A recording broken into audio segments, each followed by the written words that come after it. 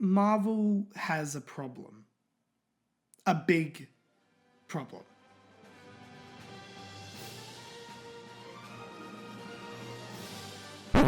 Whoa. I can already hear your fingers smacking against the keyboard as you furiously type your disagreement. But please, allow me to explain.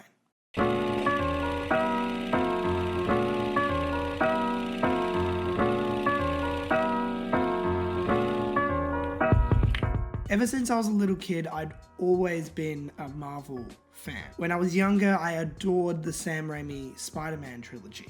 The films were emotional, moving, and funny.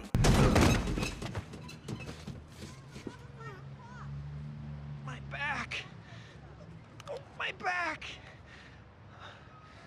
As we quickly approach the 10th anniversary of Jon Favreau's Iron Man, and in turn 10 years of the Marvel Cinematic Universe, I thought now would be a great time to discuss my problem with some of the recent Marvel films, including Captain America Civil War, Doctor Strange, Guardians of the Galaxy Volume 2, Spider-Man Homecoming, and Thor Ragnarok.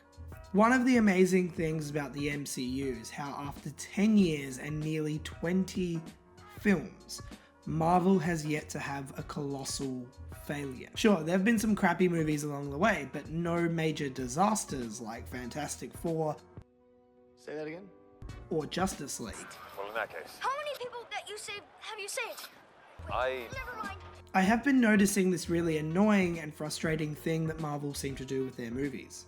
They often rely a bit too much on comedy. Who are you? I am the God of Thunder! Wow, I didn't hear any thunder, but out of your fingers, was that like sparkles? I first noticed this problem back in 2016 with Captain America Civil War. Now, up until a certain point, Civil War is a pretty dark Marvel movie. It's definitely the darkest they produced. The movie opens with a main character who audiences love, brainwashed by a Nazi organization, murdering a couple people, and then continues to show a superhero accidentally murder several workers. It's dark, but it's really good. For me, Civil War falls apart when it throws its tone out of the window. More specifically, when the actual civil war occurs. The entire airport sequence is a tonal disaster. There are quips and jokes left, right, and center. Something just flew in me! It completely diminishes everything the film has previously built up. For instance, at the start of the film, when Scarlet Witch accidentally kills all those people, we're meant to look at her powers and superheroes in general as really, really dangerous. And yet then there's this entire 15-minute battle sequence where people are throwing superpowers around like it's nothing. I think the bit that summarizes my major complaints with Civil War is when Hawkeye and Black Widow, who were on opposing sides, fight for a few minutes and have a laugh in between. We're still friends, right? Depends on how hard you hit me. The scene itself is great. It just does not belong in a movie like this. Like at all. That was really the only part of Civil War that annoyed me. The rest of the movie really, really worked. After that scene, the tone remained consistently mature and the movie's quality was elevated because of it. That shield doesn't belong to you. You don't deserve it. My father made that shield.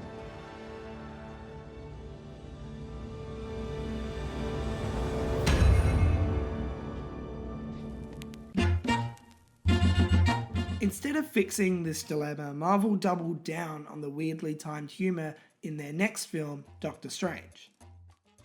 I have to give Scott Derrickson some credit though, he made me care about Doctor Strange. I really enjoyed the film and Benedict Cumberbatch's portrayal of the cocky dickhead Tony Stark. Stephen Strange. You care so much, don't you? However, like Civil War, there are lines in here that really ruin what could have been a powerful and awesome moment. During the first proper confrontation between Strange and the villain, whose name I have totally forgotten, there is this wonderful exchange of dialogue.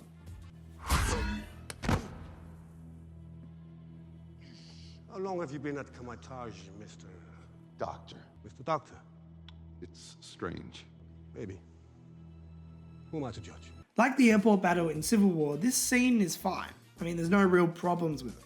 That said, it's really poorly placed. We are meant to feel threatened by the villain, whose name, as I mentioned, I have forgotten. But with this weird dialogue where the two pretty much just have a laugh, I feel less threatened by him. Later on in the film, the Ancient One has died. The movie has been building towards a crazy and psychedelic grand finale. So we have a really cool scene where Stephen Strange finally becomes Doctor Strange. The magical cape that would often ignore his command and do its own thing finally listens to him and finds its way onto his back. Strange then walks towards a mirror and Michael Giacchino's score is revving triumphantly, only for the cape to fold down. Stop. So, I didn't really like Guardians of the Galaxy Volume 2. Of course, this movie should have its comedic moments. I totally agree there. The humour in James Gunn's film is more appropriate than the humour in Civil War or Doctor Strange. That said, there are still moments or a specific moment where the humour is so awfully timed. But that isn't true at all. At the end of the movie, third act, final battle, that sort of thing, Peter Quill discovers that his dad, Ego, is actually a really, really bad dad. Turns out that Ego actually killed his mum by placing a tumour in her head. But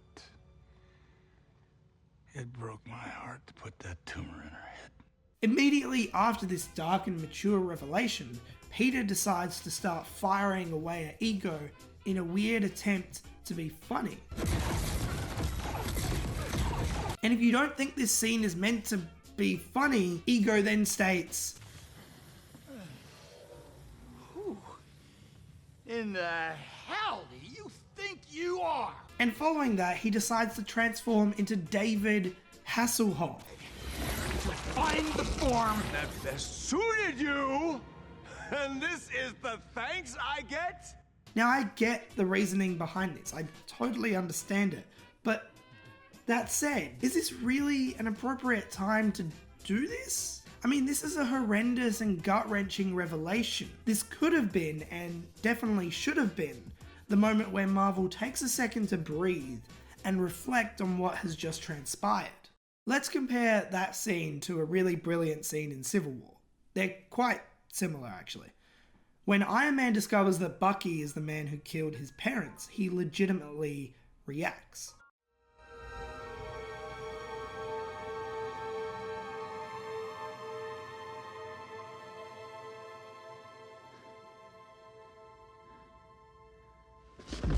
Tony. His anger is on display in a way that is not comedic or ill-timed. It's pretty much fury. I didn't know it was him. Shouldn't register that you know. Yes.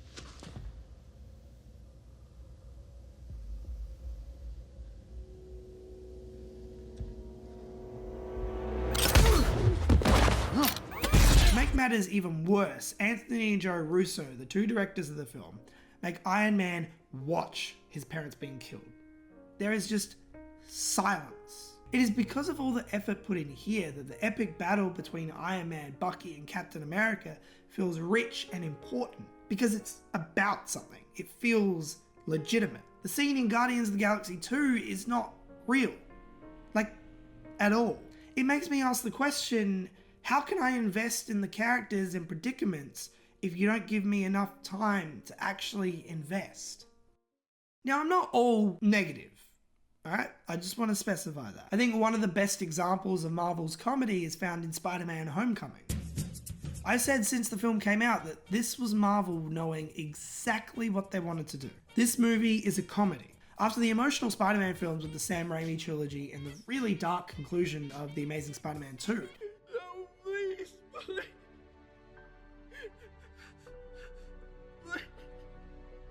Marvel crafted a Spider-Man film that feels just right. The comedy lands in this film because it is aware of its tone. Nothing is out of place or weirdly timed. There's no tragic reveal that is then played off for laughs. Everything works here. For proof of the comedic wonders of Homecoming, you really can't look past this fantastic scene here. I was just trying to... My car! Yo, he was- I'm working nights. Come on, dude. That's not your car. That's supposed to his know it's car. his car. Oh, What the God, hell is that's going not your on? car. Every day with these damn alarms. Shut it off. Don't make me come down there, you... So before I wrap up, I just want to discuss the latest Marvel effort Thor Ragnarok. And look, if you go into a Thor movie directed by Taika Waititi and come away from it disappointed that the movie made you laugh, I don't really know what to say. The only problem with Ragnarok is that it is not fully aware of what it is, unlike Homecoming. Thor wants you to feel connected to the theme of family as well as the characters in it, but it is more interested in making you laugh than actually moving you. One time when we were children, he transformed himself into a snake, and he knows that I love snakes. So I went to pick up the snake to admire it, and he transformed back into himself, and he was like, "Yeah, it's me!" And he stabbed me. My biggest problem with Ragnarok was how the film just tried too hard. That said though, there are moments of comedic genius. For instance, I adore the opening sequence where Thor is spinning around, and Surtur is just baffled. I mean, back around shortly. Do I really feel like we were connecting there? But then there are moments where you really want to feel something and the movie doesn't let you. There is a great scene with Thor and Loki, two brothers who have been bickering and fighting since the first Thor film dropped in 2011. In the scene, Thor talks to him in a way that is rather touching. Loki, I thought the world of you. I thought we were going to fight side by side forever, but at the end of the day, you're you and I'm me. And it's probably for the best that we never see each other again. That's what you always wanted. And the scene is ruined because it does not let you breathe. Hey, let's get help. What? Get help. No. Come on, you love it. I hate it. It's great, it works every time. It's humiliating. Do you have a better plan? No. We're doing it. Much like Guardians of the Galaxy 2, we cannot process the information given to us because we're not given enough time. After the nice words are said, the scene should just end. That's it. Get help! Please! My brother, he's dying! Get help! Help him! Oh, classic. Still hate it? There's a very similar problem to Guardians 2, where it just will not stop with the comedy.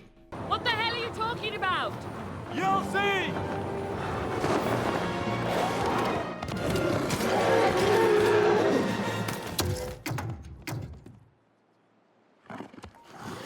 I want to adore these films. I want to invest and care about these characters in ways like the old Sam Raimi Spider-Man films. Those films are not great because they did not have comedy. Those movies have a lot of comedy. But could you pay me in advance?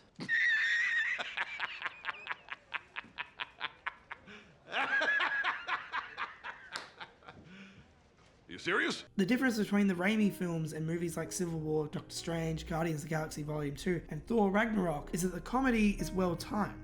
It never ruins a scene.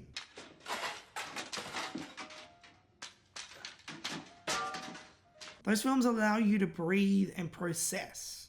With films like The Avengers, Iron Man 3, Captain America the Winter Soldier, and the recently released Black Panther, Marvel have proved that they can control their tone and limit their jokes. And for all of those films, their tone and jokes work perfectly. I am a god, you dull creature, and I will not be bullied by that.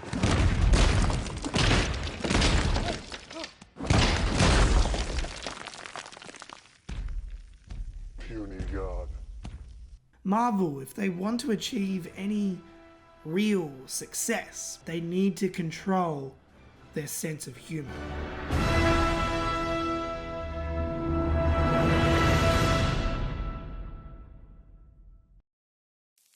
Hey guys, thank you for watching, and I really hope you enjoyed this video. Recently, I set up a brand new film site and Twitter account called CINÉPHILES. Wow. Wow. Wow. As you can guess, this is a parody or satire of popular movie sites. We will have some funny editorials, hilarious interviews, and unique reviews on the website and Twitter account. In addition to this, I have established a brand new podcast with a friend of mine, and we are recording our first episode this Saturday.